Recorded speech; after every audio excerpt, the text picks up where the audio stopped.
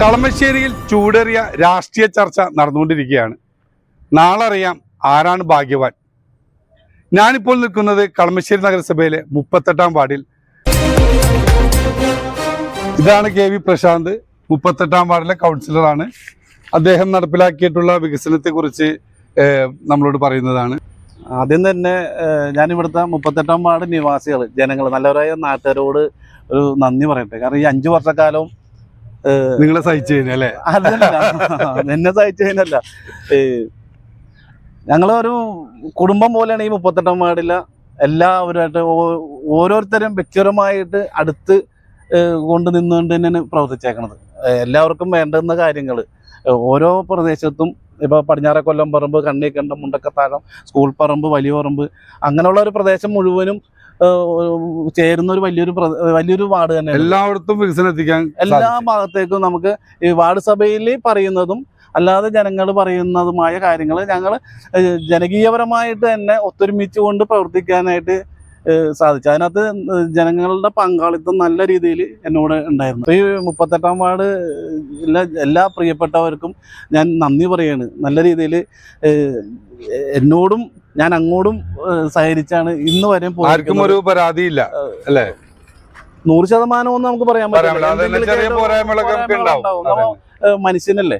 ഈ വെള്ളക്കെട്ട് പരിഹാരം എങ്ങനെയാണ്? വെള്ളക്കെട്ട് ഞാൻ 2020 ഇലക്ഷന് അഭിമുഖീകരിച്ച് ജനപ്രതിനിധി ആയപ്പോൾ ആദ്യം എൻ്റെ മുമ്പിൽ വന്ന വിഷയം പറഞ്ഞാൽ കുറുങ്ങാട്ടിശ്ശേരിയിലെ എന്ന് പറഞ്ഞാൽ പാട്ടേക്കുന്ന പ്രദേശത്തിന്റെ കിഴക്കൻ മേഖല എന്നുള്ള മുഴുവൻ വെള്ളവും വന്ന് അടിഞ്ഞുകൂടി ചെളി എല്ലാം വന്ന് കയറുന്ന ഒരു പ്രദേശം വരുന്നത്. അവിടെ നിന്ന് ഒരു കാണയോ ഡ്രെയിനേജ് സംവിധാനങ്ങളോ ഒന്നുമില്ല. അതാണ് ഏറ്റവും വെല്ലുവിളി ഉണ്ടായ ഒരു സംവിധാനം. എനിക്ക് വെല്ലുവിളി ഏറ്റിരുന്ന ഒരു വിഷയം. അതിന്റെ പരിഹാരം നമ്മൾ അവിടുന്ന് ഡ്രൈനേജ് ഇല്ലാത്ത ഭാഗത്ത് കൂടി ഡ്രൈനേജ് പുതിയതുണ്ടാക്കി അതിനുള്ള പരിഹാരം നമ്മൾ അവിടെ കണ്ടെത്തിയിട്ടുണ്ട്. പിന്നെ ഉള്ളത് കഴിഞ്ഞ ഭരണ സമിതിയുടെ സമയത്ത്, അതായത് അവിടെ ഹെൽത്ത് സെന്ററിന്റെ അവിടെ ഒരു മണ്ണിടിച്ചിലുണ്ടായി. അത് കരിങ്കല്ലിന് പണിയാൻ വേണ്ടിയാണ് മുൻ കൗൺസിലർ അഞ്ചു മനോജ് പാസ്സാക്കി വെച്ചത്. അത് നമ്മൾക്കത് റീറ്റെയിൽ വാള് കോൺക്രീറ്റ് ചെയ്യാനായിട്ട് 40 ലക്ഷം രൂപ മുടക്കി ചെയ്യാനായിട്ട് അത് സാധിച്ചിട്ടുണ്ട്. കൂടാതെ ജനങ്ങളുടെ ക്ഷേമപരമായിട്ടുള്ള കാര്യങ്ങൾ, അതിലിപ്പോൾ 60 വയസ്സ് തികഞ്ഞ അപ്പോൾ നമ്മൾ പെൻഷൻ കൊടുക്കുകയാണ്. അതിനുള്ള ആപ്ലിക്കേഷൻ അവരുടെ വീട്ടിൽ പോയി അവർക്ക് വേണ്ട കാര്യങ്ങൾ ചെയ്ത് നേരെ കൊടുക്കണം. പെൻഷനായാലും വീട്ടിൽ എന്തെങ്കിലും ബുദ്ധിമുട്ടുണ്ടെങ്കിൽ ഞാൻ നേരിട്ട് തന്നെ അറ്റൻഡ് ചെയ്യണം. ഇപ്പൊ ഒരു വീടിന് സീറ്റ് പോയാലും ഞാൻ നേരിട്ട് ചെന്ന് അത് അങ്ങനെ ഒരു കുടുംബക്കാരായി മാറി അല്ലേ? ഒരു കൗൺസിലർ അല്ല, അവിടെ നാട്ടിലെ കുടുംബക്കാരായി മാറി. ജനപങ്കാളിത്തത്തോടു കൂടി പണിയെന്ന് പറഞ്ഞതാണ്. എല്ലാ മേഖലയിലും വർക്ക് നടന്നാലും അവിടെ നമ്മ സഹായിക്കാനും നാട്ടുകാർ കൂടി സഹകരിക്കാണ് തൊഴിലാളികളുടെ ഒപ്പം. ഇതാണ് നമ്മളുടെ, അതാണ് ഏറ്റവും വിജയം. ഒരു പിന്നെ കൗൺസിലറുടെ വിജയം അങ്ങനെ ആയിരിക്കണം. എല്ലാരായിട്ടും നിങ്ങൾ ഇത് പോണം. ഞാനിപ്പോ 6 കൊല്ലോട്ട് ഗുണഭോക്താക്കൾ തന്നെ നേരിട്ട് കാരണം പറഞ്ഞു കൊടുത്തതിന് ആ കോൺട്രാക്ടർമാർ അതനുസരിച്ച് ചെയ്തോളും. ചില സ്ഥലങ്ങളിലൊന്നും കോൺട്രാക്ടർമാര് നമ്മൾ പറഞ്ഞ ചെയ്യില്ല, അവരിഷ്ടത്തിൽ ചെയ്തിട്ട് അങ്ങോട്ട് പോകും. പക്ഷെ ഇവിടെ വ്യത്യസ്തമായിട്ടാണ് ഞാൻ കാണുന്നത്. ജനങ്ങൾ പറഞ്ഞനുസരിച്ചിട്ട് കോൺട്രാക്ടർമാർ സ്വാതന്ത്ര്യം കൊടുത്തേക്കണം. അതന്നെ എന്തായാലും നല്ലൊരു പ്രവണതയാണ് അത്. ഈ പ്രശാന്ത് പറഞ്ഞ കാര്യങ്ങളൊക്കെ ശരിയാണോ? 99% ശരിയാണ്. ഒരു പരാതിയില്ല. എല്ലാ കാര്യങ്ങളും ഞങ്ങൾക്കറിയാവുന്നതാണ്. അത് പ്രത്യേകിച്ച് എനിക്കറിയാം. അതല്ലേ? എന്താ പറയാനുള്ള പ്രശാന്തിനെ സംബന്ധിച്ചോളം എനിക്ക് 100%. പിന്നെ നമ്മൾ വാർഡിൽ നടത്തിയിരിക്കുന്ന, ഞാൻ 2020 മുതൽ നടത്തിയിരിക്കുന്ന പദ്ധതികൾ എന്ന് പറഞ്ഞാൽ, നിലവിൽ പുതിയ റോഡ്, പുതിയ കാണകൾ ഒരു 3 എണ്ണം നമ്മൾ കൊണ്ടുവന്നിട്ടുണ്ട്, പുതിയതായിട്ട് പണിതത്.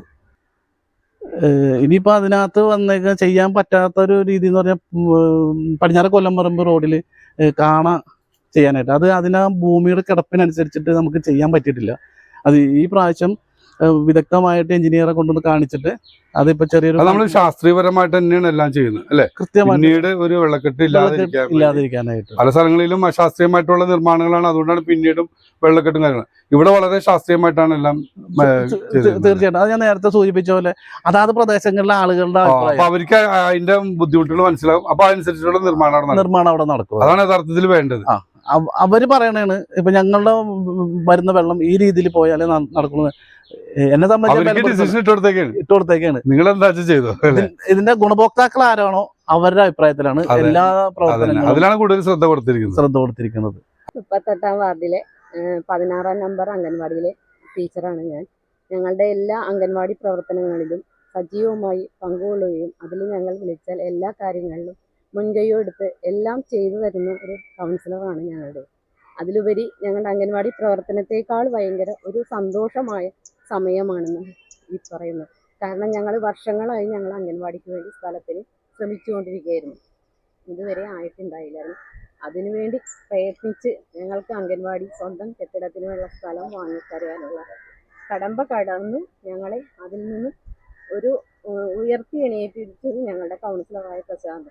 എനിക്ക് വാക്കുകളില്ല പറയാനായിട്ട്. പ്രൈമറി ഹെൽത്ത് സെന്റർ ഉണ്ട്. ആ ഹെൽത്ത് സെന്ററിൽ ഞാൻ വന്നതിന് ശേഷമാണ് സൂപ്പർ സ്പെഷ്യാലിറ്റി ഡോക്ടർമാര്, ഡെന്റിസ്റ്റ്, ഗൈനക്കോളജിസ്റ്റ്, പീഡിയാട്രീഷ്യൻ, ENT എല്ലാ ഡോക്ടർമാരും അതാത് ദിവസങ്ങളിൽ ആഴ്ചയിൽ ഡേറ്റ് വെച്ചിട്ട് അവിടെ കൊണ്ടുവരാൻ സാധിച്ചിട്ടുണ്ട്. പിന്നെ കായകൽപ്പത്തിന്റെ അവാർഡ് വരെ കിട്ടിയിട്ടുണ്ട്. ഇപ്പൊ 38ാം വാർഡിന്റെ PHCക്ക്. ആ ഹെൽത്ത് സെന്ററിന് സ്ഥലം തന്നത് നമ്മുടെ അറിവില് KA മൊയ്തീൻ ഹാജി, അതായത് മഹലിലെ മുൻ പ്രസിഡന്റ് ആയിരുന്നു. അദ്ദേഹമാണ് വസ്തു പണിയാൻ വേണ്ടി കൊടുത്തത്. അന്ന് പണ്ട് ഒരു അംഗനവാടി ആയിരുന്നു, അതിനുവേണ്ടി കൊടുത്ത് അത് കാലക്രമേണ ഹെൽത്ത് സെന്ററും അംഗനവാടിയും കൂടിയായി. അതിനൊരു ഒരു സ്ഥലം നൽകിയ ആളുടെ പേര് ഇതിന് വരണമെന്ന് നമ്മുടെ പള്ളി കമ്മിറ്റിയും മറ്റുള്ള ആളുകളും അത് മാനിക്കുക വരെ നമ്മളോട് ആവശ്യപ്പെട്ടപ്പോൾ അത് ശരിയാണല്ലോ എന്ന് എനിക്ക് തോന്നി.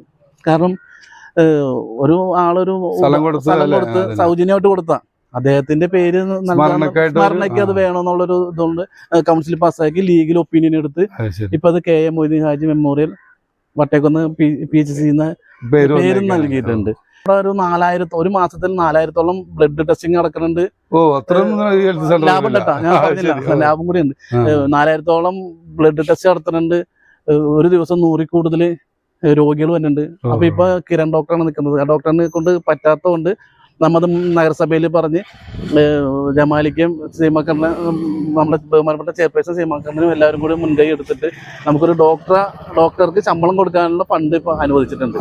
ദ്യുതി പദ്ധതിയിൽ ഉൾപ്പെടുത്തിക്കൊണ്ട് 21 ലക്ഷം രൂപ മുതൽ മുടക്കി ഒരു ട്രാൻസ്ഫോമർ അവിടെ വെക്കാൻ സാധിച്ചു, പുതിയതായിട്ട് വെക്കാൻ സാധിച്ചു. നമ്മുടെ വാർഡിന്റെ പ്രദേശത്ത് ഒരു 4ഓളം ട്രാൻസ്ഫോമർ ഉണ്ട്.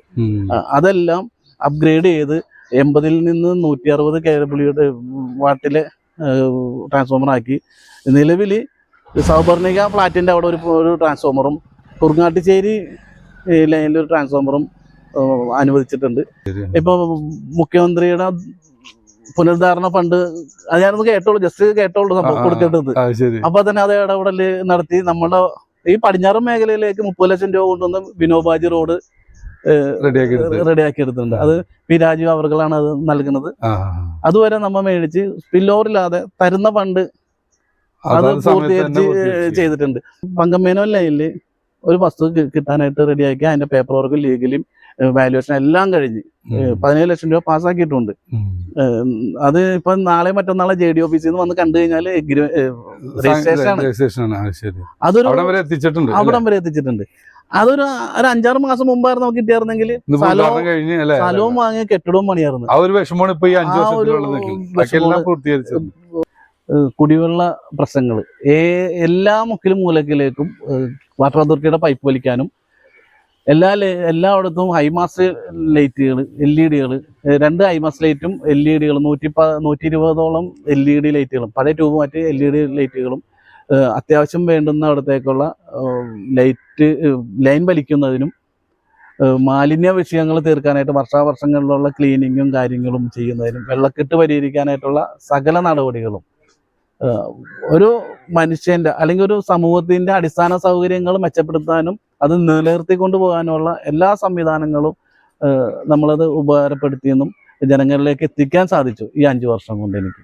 പിന്നെ PMAY പദ്ധതി പ്രകാരം നമ്മുടെ വാർഡിലെ 10-20ഓളം ആളുകൾക്ക് വീട് വെച്ചു കൊടുക്കാനായിട്ട് ലൈഫ് പദ്ധതിയിൽ ഉൾപ്പെടുത്തിയിട്ട് 4 ലക്ഷം രൂപ കൊടുക്കാൻ നമുക്ക് സാധിച്ചിട്ടുണ്ട്. അത് ചിലവർ പറയും പൈസ ഇല്ല, അപ്പൊ ഇതെടുത്തിട്ട് കാര്യമില്ല, നമുക്ക് പൈസ ഇല്ല എന്ന് പറഞ്ഞ് മടിഞ്ഞു നിൽക്കുന്ന ആളുകളുണ്ട്. അവരെയൊക്കെ നിർബന്ധിച്ചുകൊണ്ട് ഞാൻ പറയും, നിങ്ങൾ അത്യാവശ്യം ഈ പൈസ എടുക്ക്, എന്നിട്ട് ബാക്കിയുള്ള പൈസയൊക്കെ നമുക്ക് സംഘടിപ്പിക്കാം, അത് വന്നോളും. അങ്ങനെ പറഞ്ഞുകൊണ്ട് തന്നെ ഒരു 4-5 പേരോട് നമ്മൾ പറഞ്ഞിട്ടുണ്ട്. അവരത് എല്ലാ പേപ്പറും നമ്മളെ നിർബന്ധം കൊണ്ട് പേപ്പർ തന്ന് കൊടുത്ത് ആദ്യം ഇവിടെ 50,000 രൂപ വരുമ്പോഴാണ് പ്രശാന്ത് ഇങ്ങനെ തറകെട്ടാൻ പൈസ വന്നത് പറഞ്ഞത്. ഞാൻ പറഞ്ഞ ബാക്കിയുള്ളത് നമ്മ കൂടെ ഉണ്ട്, നമ്മളെ നാട്ടിലെ ആൾക്കാരില്ല. ഒരു വാർഡിലേക്ക് വേണ്ടിയിട്ടുള്ള എല്ലാ കാര്യങ്ങളും തീർപ്പാക്കി ജനങ്ങൾ അത്യാവശ്യം തൃപ്തരാണ്. ഈ നാടിന് മാതൃകയായിരിക്കുകയാണ് KV പ്രശാന്ത്, 38ാം വാർഡിലെ കൗൺസിലർ.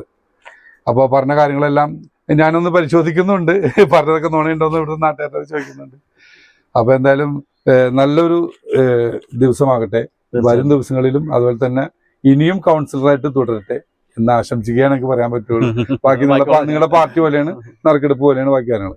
അപ്പോൾ എന്തായാലും ഞങ്ങളുടെ ന്യൂസ് 95 കേരളയുടെ എല്ലാവിധ ആശംസകളും നേരുകയാണ്. അഭിമുഖത്തിൽ പങ്കെടുക്കുന്നതിൽ എനിക്കും വളരെ ഇനിയും അവസരം ലഭിക്കുകയാണെങ്കിൽ മുടങ്ങിയിട്ടുള്ള എല്ലാ വികസനവും പൂർത്തീകരിക്കുമെന്നാണ് 38ാം വാർഡ് കൗൺസിലർ KV പ്രശാന്ത് പറയുന്നത്.